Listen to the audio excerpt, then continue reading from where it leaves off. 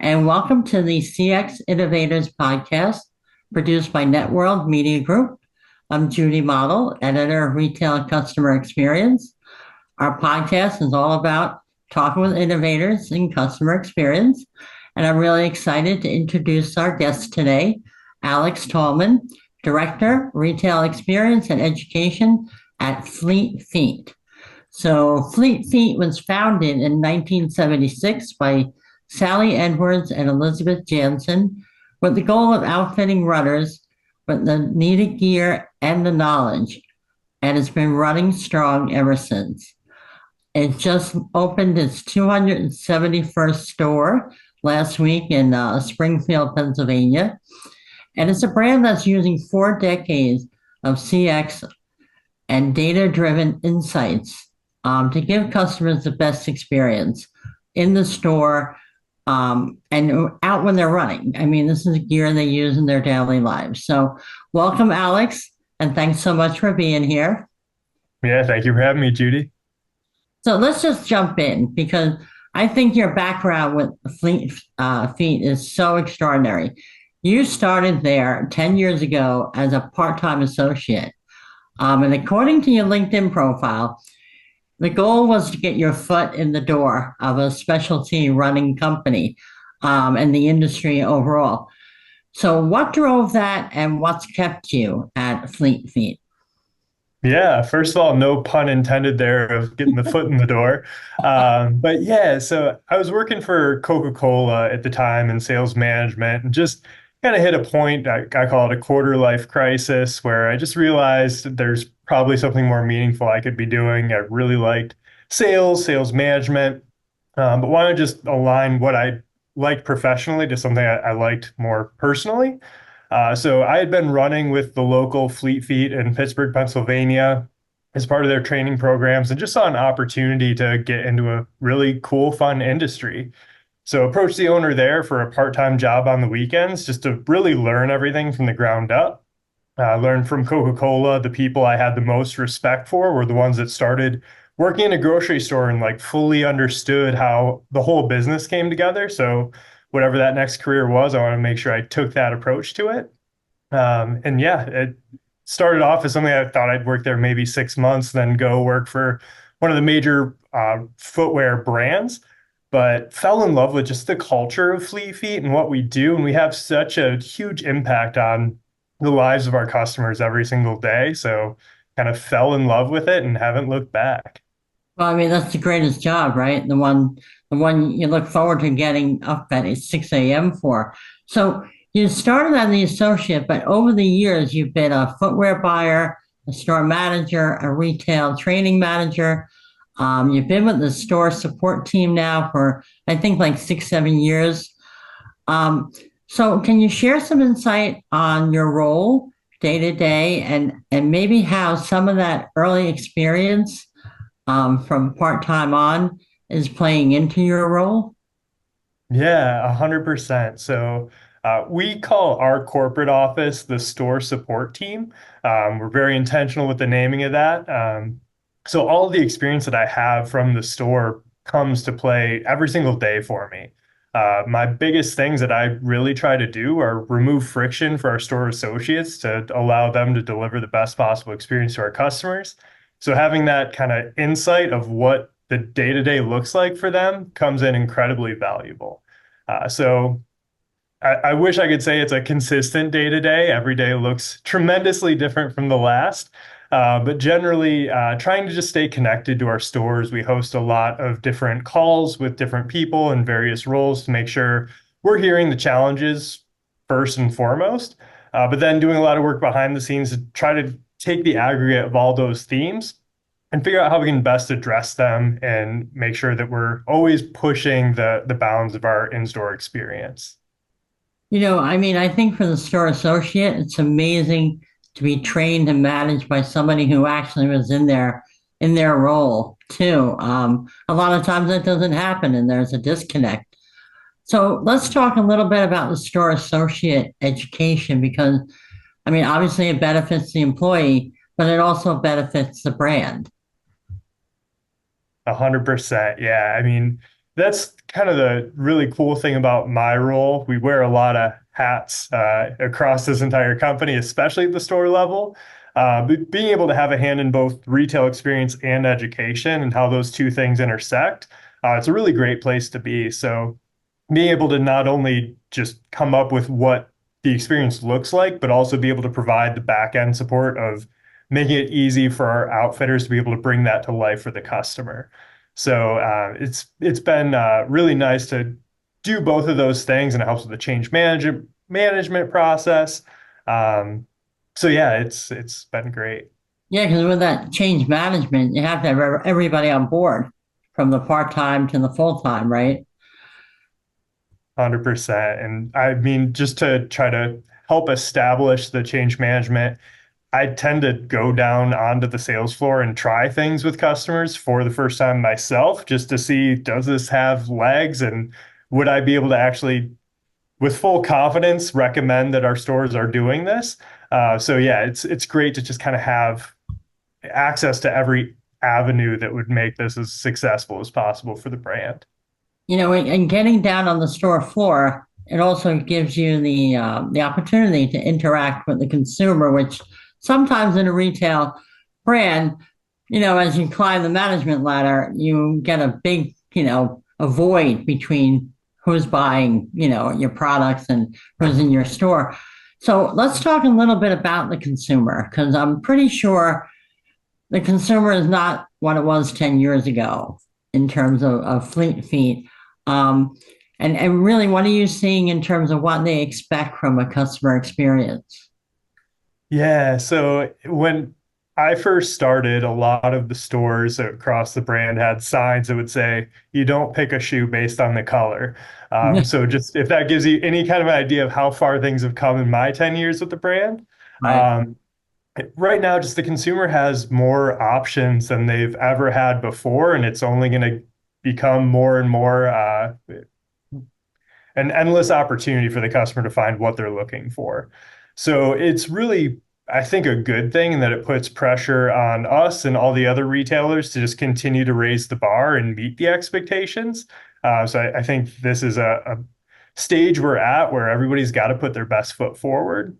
Right. So we've really leaned into omni-channel retail, and all I'd say 75% of our stores are fulfillment centers for our fleetfeet.com business. So when you're placing an order online with us, it's probably coming from one of our local stores, just as a way to kind of bridge all those gaps and be able to provide the customer an endless aisle experience, but keep all the business within the brand. So that's been a big piece. I think just there's the need to have what you want immediately. And I think that's a huge advantage for brick and mortar retail. We're local hubs, and if customers can walk in and get what they want right in the moment, that's a huge advantage. Even if it's drone delivery, you can't go any faster than just getting it right there in the moment. So, I'm glad we're mentioning omnichannel because, I mean, there are two things that go on at Fleet Feet. There's that in-store kind of expert, right? That does a little one-on-one with a customer. And then you have some new technology or tech, not new anymore, but some technology to make sure they get the right shoe, the right fit. And that all leads to them going online next time and ordering and not having to maybe come in the store. Um, so let's start off and talk about the 3D foot scanning technology you guys had or are using. It's called Fit ID, right? That is correct. Yeah, so that was really my entryway from the store into our store support team offices. I was one of the two stores that got the opportunity to pilot the technology back when there was really no blueprint for what it would look like. It was in the infancy of being a big thing. Right. So I got a 3-page booklet that basically said how to connect the iPad to the scanner. And the password back then was anything goes. And that was the most helpful advice of how to actually bring this thing to life. Just anything goes. So it took some time to play around with it myself, make sure I was really comfortable with it, and then brought one store associate in at a time and trained them on it. And luckily, things went well, and that allowed me to travel around the country alongside the store support team to train the rest of the brand on it before I actually ended up in this role officially. So it's a huge part of my career journey was what is now today known as FitID. So was that created in-house, or did you have a partner come in and help, or? Yeah, so it's a product that we source from a company called Volumental based in Stockholm, Sweden. They have the actual scanning equipment and run the software UI for it, but we've put a lot of personal touches and tweaks in partnership with them, and have also over time brought more technology integrations to it. So our insole provider, Superfeet, also has a dynamic scan piece that attaches to it. That was a whole really fun project to work on. But now we're able to not only see the customer's foot in 3D, but also see where they're applying pressure throughout the gait cycle across this pressure plate mat. So Wow. always adding to it. I mean, that's so useful. I mean, I'm not a runner, but I do believe that your feet are like the most important part of your body. And if you can avoid injury and avoid, repetition injury to your foot, that's going to help you out, the next 30, 40 decades.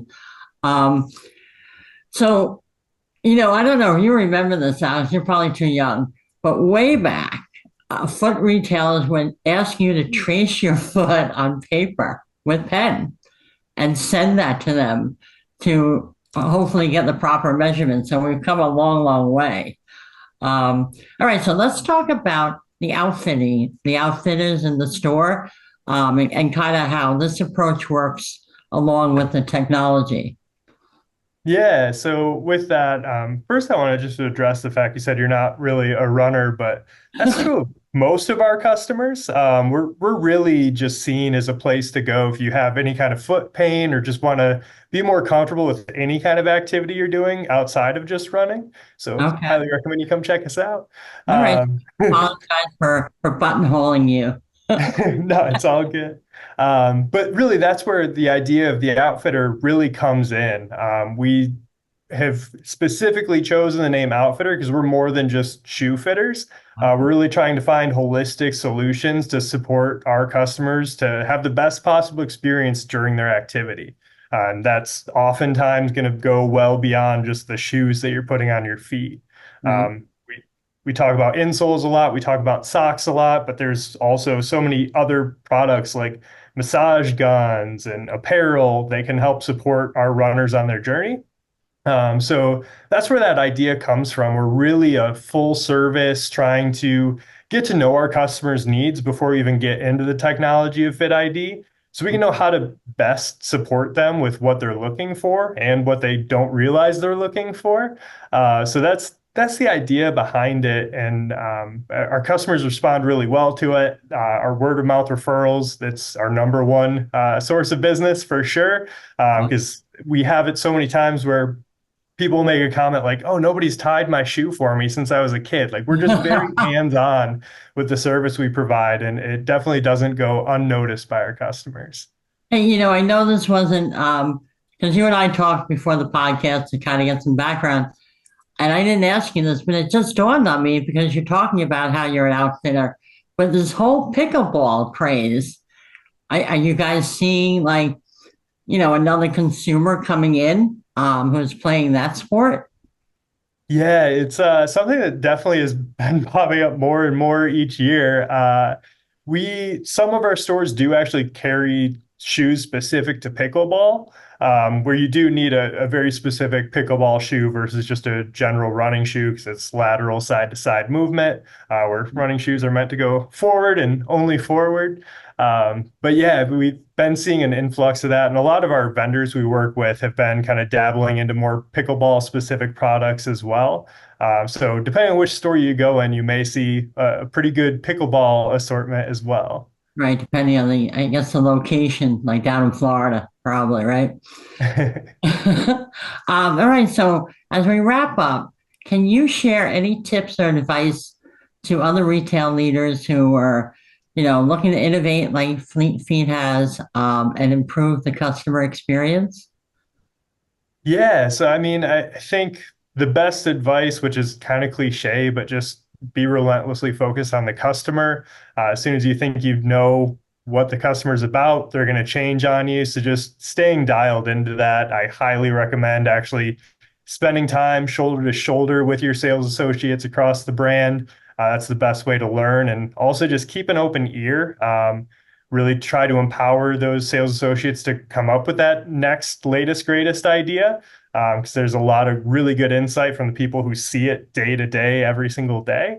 Um, and then the other piece I would say that is a little bit more personal to me is I've got a phrase of implementation over creation. There can be a tendency to feel like you just need to churn out all these new innovative things and just always be on the cutting edge. But you can create all day, but if it's not actually getting implemented by your stores and you're moving at too fast of a pace, you're not giving them the support they need to bring those things to life, you might as well have not spent the time trying to push the needle forward anyway. You've got to really make sure that you're bringing the rest of your brand along with you. Great advice, Alex. And thank you so much for being here.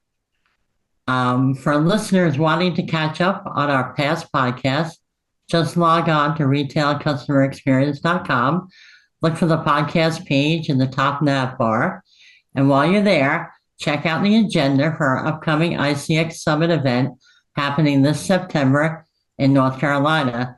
And while we begged and begged and begged Alex to change his calendar for us, he can't make it this year, but you are top of the list for next year, Alex. Well, I appreciate that. And if anything changes the schedule, I'll let you know. You better. Thank you again so much. Yeah, thank you.